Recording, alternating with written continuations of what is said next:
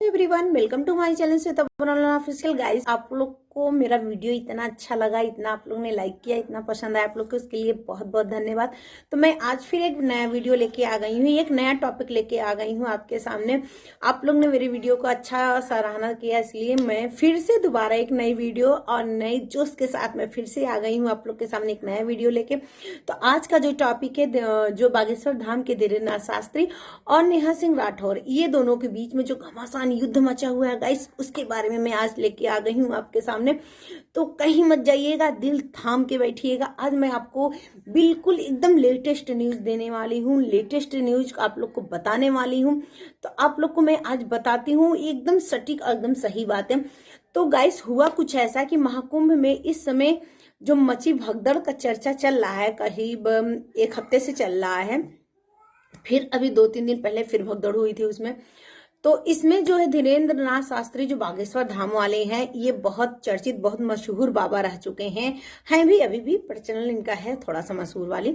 तो ये कुछ ऐसा बोल गए कि जिनमें नेहा सिंह राठौर उन पर पलटवार जवाब देती हैं, और जो है कि उनकी बात एकदम 100% सही वाली बात निकल गई है। तो गाइस, सुनिए मेरी बातें और ध्यान से सुनिएगा मैं क्या कहना चाहती हूँ आप लोगों से।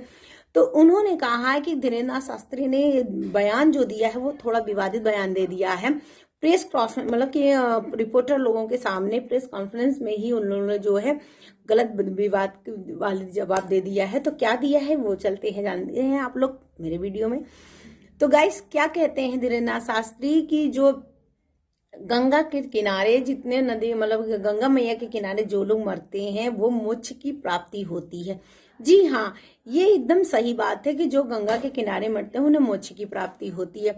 लेकिन ये जो है टिप्पणी पर लोक गायिका नेहा सिंह राठौर ने उन्हें पलटवार जवाब देते हुए कहते हैं कि अगर ये ऐसा जो है मोक्ष प्राप्ति का साधन है, अगर ऐसा तरीका है मोक्ष प्राप्ति के लिए, तो खुद क्यों नहीं कूद गए उसमें, वो भी मोक्ष के प्राप्ति हो जाते। उनकी बात भी एकदम सही है, एकदम 100% सही है। उनका मतलब नेहा सिंह राठौर एकदम चिढ़ सी जाती हैं। वो कहती हैं कि अगर ऐसा है तो वीआईपी बाबा भगदड़ में क्यों नहीं कूदे, वीआईपी लोग उस भगदड़ में क्यों नहीं है, उनके लोग क्यों नहीं मरे, जो बाबा लोग हैं वो लोग क्यों नहीं मरे, उन लोगों को तो और जरूरत होती है मोक्ष प्राप्ति की। वैसे भी दुनियादारी से कोई मतलब नहीं रहता है, बाबा बन जाते हैं और जब बाबा बन जाते हैं तो एकदम भगवान में लीन हो जाते हैं, तो उनको तो 100% जरूरत होती है मोक्ष की प्राप्ति की। तो वो लोग क्यों नहीं कूदे इस भगदड़ में, वो क्यों नहीं मरे इस गंगा के किनारे मोक्ष प्राप्त करने के लिए। नेहा सिंह राठौर जो बात कहती हैं वाकई वाकई 100% सही बात है कि आम जनता ही क्यों पिसती है, हर जगह आम जनता ही क्यों पिसती है। उनके भी कहने का मतलब एकदम सही है कि अगर कहीं भीड़ मतलब कि भगदड़ होता है, कहीं मरते हैं तो आम जनता ही मरती है, ना तो कोई नेता परेता मरता है, ना तो कोई नेता मरता है, ना कोई बाबा मरता है, या कहीं जुलूस निकल रहा है, किसी भी तरीके का जुलूस निकल रहा है, किसी भी उसमें निकलता है जुलूस, तो आम जनता ही मरती है, अदरवाइज कोई नहीं मरता। ऐसा क्यों होता है, उनके जो कहने का मतलब भी एकदम सही है। तो गाइस, इसी बात के लेके मैंने भी कुछ वीडियो मैंने अपने से क्रिएट किया है, जो आप लोग के सामने जो है आज लाई हूँ। तो गाइस, सबसे पहले धीरेन्द्र नाथ शास्त्री ने ये दावा किया कि सबको पहले से पता था कि वहां भगदड़ होने वाली है। उन्होंने कहा कि गंगा के किनारे मरने वाला जो व्यक्ति होता है वो मोक्ष की प्राप्ति होती है। ये भी बात का एक नंबर एक की बात हो गया। नंबर 2 कि वहां पे जो मतलब जो भगदड़ होने वाली थी इनको पहले से पता हो गई थी, मतलब ये भविष्यवाणी कर लिए थे। कहा जो है धीरेन्द्र नाथ शास्त्री ने कहा था कि प्रशासन को चेताया भी गया था। उन्होंने कहा था कि अखाड़ा परिषद के अध्यक्ष रविंद्रपुरी महाराज ज्योतिष को बहुत बड़ा ज्ञाता है। बताया गया है कि रविन्द्रनाथ जो ज्योतिष हैं वो बहुत बड़े ज्ञाते हैं, उनको पहले से आभास हो गया था कि वहां भगदड़ होने वाला। अगर उनको ऐसा आभास हो गया था गाइस, तो वो लोग जो है इतनी मतलब व्यवस्था क्यों नहीं की, ये भगदड़ क्यों नहीं रोक पाए, ऐसा क्यों हुआ।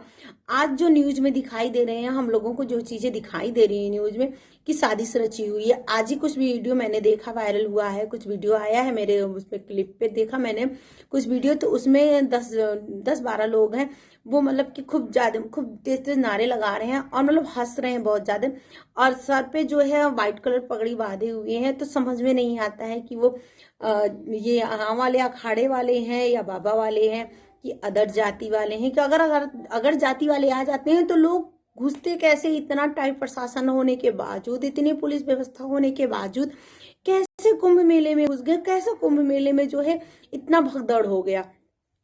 और समझ में नहीं आता कि इतने सारी चीज एक साथ कैसे हो जाती हैं, जब इतनी अच्छी व्यवस्था होती है, इतना सब कुछ हो जाता है, उसके बाद भी आम जनता ही मरती है।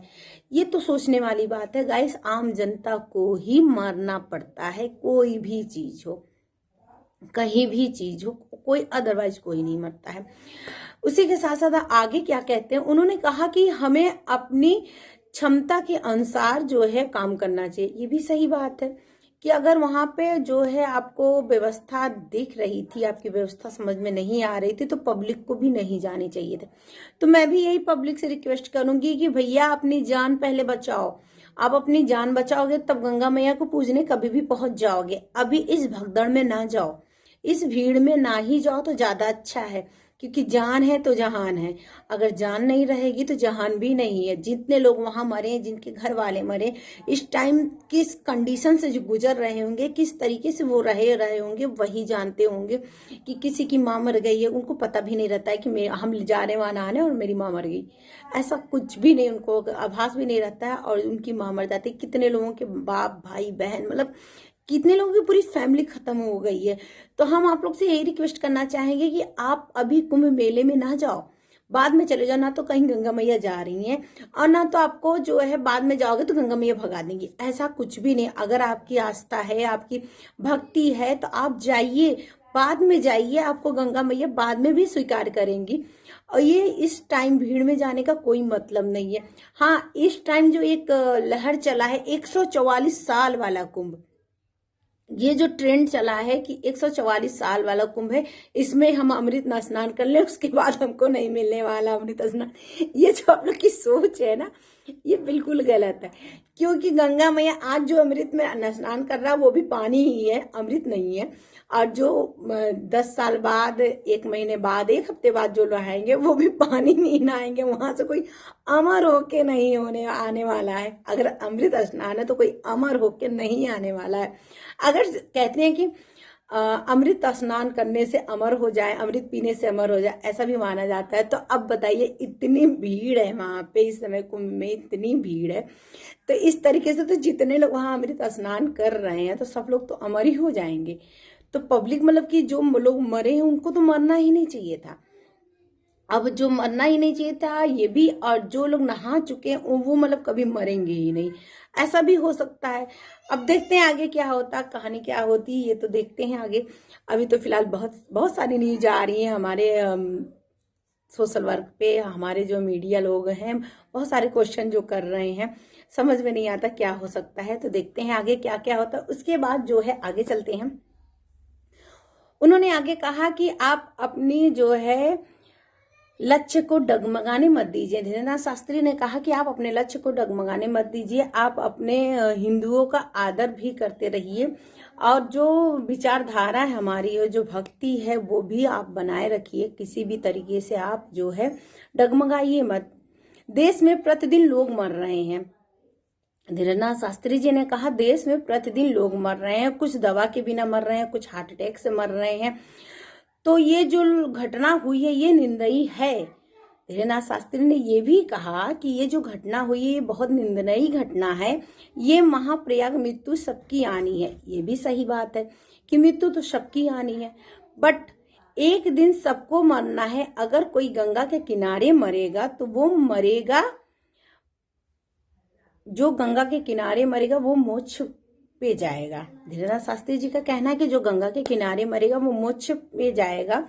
यहाँ जो मृत्यु नहीं, कोई असमय चले जाए तो बहुत दुख की बात होती है, ये भी सही है। अगर किसी की मृत्यु नहीं है, वो असमय चला जाए, समय से पहले चला जाए, तो ये तो बहुत दुख की बात होती है हमारे लिए भी और पूरे भारतवासियों के लिए भी, कि बहुत ही ये दुख की बात होती है। उसके बाद धीरेन्द्र शास्त्री ने कहा कि आज संत समाज एक नया उदाहरण प्रस्तुत किया है। जो अपने भक्तों के ऊपर विपदा आती है तो हमें अपने भगवान से प्रार्थना करने के लिए मंच सजाते हैं। अपने जब भक्तों पे विपदा आती है तो हम जो विपदा आती है तो हम अपने भगवान को प्रार्थना करने के लिए एक मंच सजाते हैं, संतों को बुलाते हैं। धीरेन्द्रनाथ शास्त्री ने यह भी कहा कि हम संतों को बुलाते हैं और उनकी आत्मा के शांति के लिए संतों का आह्वान करते हैं।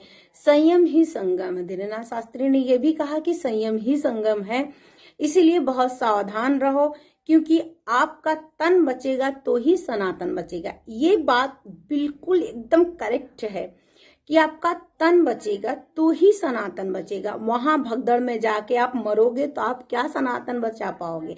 आप वहां भगदड़ में जाके बिन वजह मरोगे, बिन वजह पीछे जाओगे। कितनी सारी मतलब कि वहां कितनी सारी दिक्कतें हो रही हैं। इस टाइम जाने से कोई मतलब नहीं है।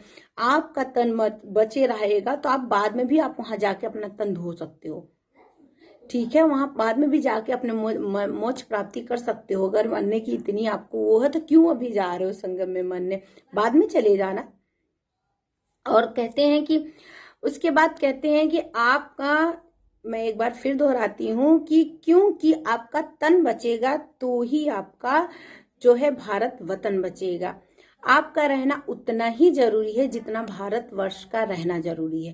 धीरेन्द्रनाथ शास्त्री ने ये बात भी एकदम सही कही कि आपका तन बचेगा तभी भारत बचेगा, आपका तन बचेगा तो ही वतन बचेगा। आप उतना ही जरूरत हो जितना हमारे लिए भारतवर्ष जरूरत, जितना हमारे लिए सनातन जरूरत है, उतने ही देशवासियों से मेरी अपील है कि आप लोग इस टाइम भगदड़ में ना जाएं, अपनी रक्षा स्वयं करें, अपने परिवार वालों की रक्षा स्वयं करें। हम यही कहेंगे कि आप लोग अभी कुंभ स्नान से दूर ही रहें, क्योंकि वहां पे ऑलरेडी जो व्यवस्था हुई है उससे बहुत ज्यादा भीड़ हो गई है इकट्ठा। वहां पे आप लोग ना ही जाएं अभी तो अच्छा है, बाद में चले जाइएगा। या फिर ये जो नहान है थोड़ा सा विलंब हो जाए तो जाइए। अभी अपनी सुरक्षा, अपने परिवार की सुरक्षा आप लोग के हाथ में है। अगर आपको मोक्ष की प्राप्ति करनी है तो आप जाइए। मैं तो यही कह रही हूँ कि अगर आपको मोक्ष की प्राप्ति करनी है तो आप जाइए, लेकिन इस भगदड़ से दूर रहिए, भगदड़ में मत जाइए। बस आज के साथ इतना ही। नेक्स्ट वीडियो कल लेके फिर आते हैं। और आप मेरे चैनल को लाइक और सब्सक्राइब जरूर कर लीजिएगा। अगर मेरे बात में कोई गलत या अच्छा कुछ भी आपको नजर आता है तो कमेंट जरूर करिएगा। अगर मुझसे कोई गलती होगी तो भी बताइएगा, अगर अच्छा मैंने कुछ बोला होगा तो भी बताइएगा। बस आज के लिए इतना ही, बाय बाय।